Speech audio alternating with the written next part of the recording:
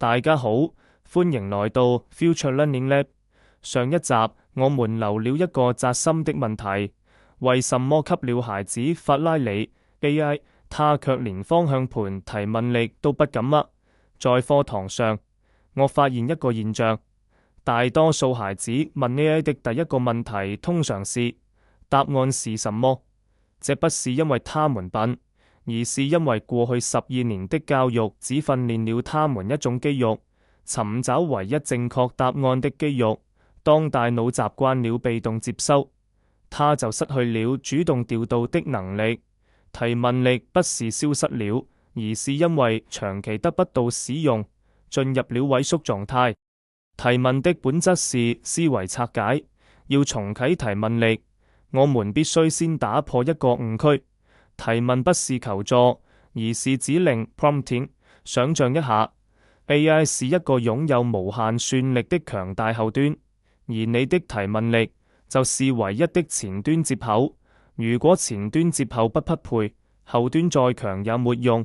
在傳統課堂，提問代表你不懂，但在 AI 時代，提問代表你正在定義問題。Babrio 為什麼強大？因為他把 AI 當成外掛大腦。當他遇到一個難題，他不是問怎麼做，而是問這件事的底層邏輯是什麼？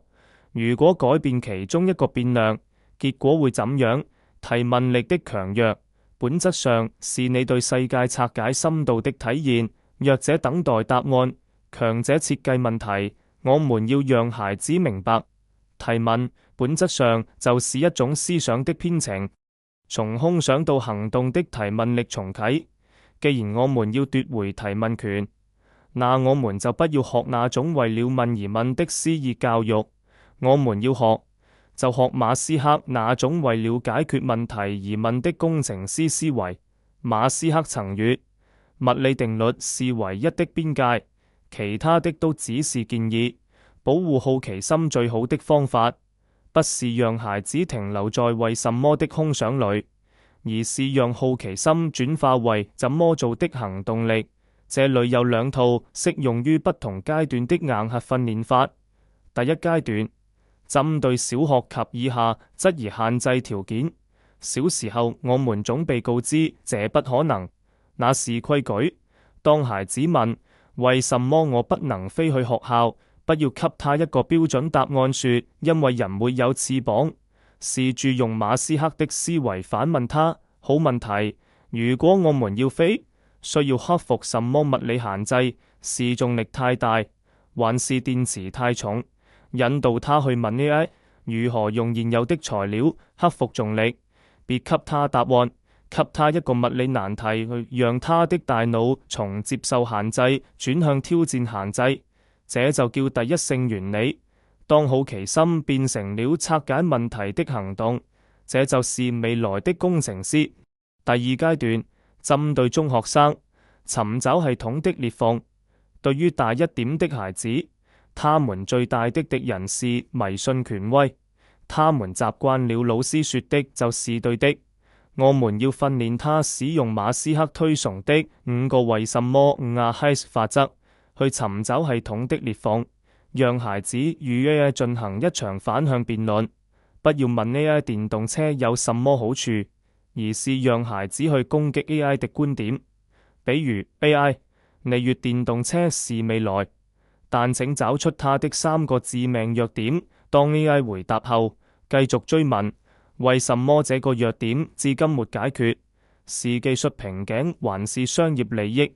一直追問5層，直到觸達問題的物理本質。真正的提問力不是尋求共識，而是在完美的標準答案中找到裂縫，然後去修補它。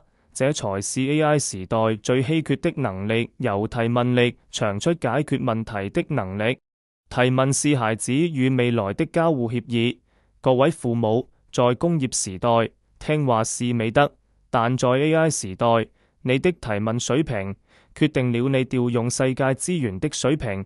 我要說句最扎心的話，如果你的孩子只會接受答案，那他未來就是被 AI 調度的對象。只有會提問的人，才是 AI 的老闆。提問是孩子對這個標準化世界最後的反叛，也是他重獲人格主權的唯一路徑。當一個孩子學會了精準地定義問題，他就不再是體系裏的零件，而是未來的架構師。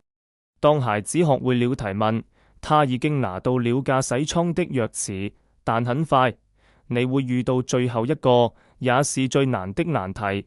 在這個資訊爆炸、AI 能提供所有答案的時代，孩子為什麼要出發？他想開往哪裏？如果沒有目標感，強大的提問力也只會淪為刷短視頻、打遊戲的工具。下一集，我們聊聊這套生存算法的終極引擎——內源性動力的覺醒。願你的孩子能問出那個改變命運的問題。我們下集見。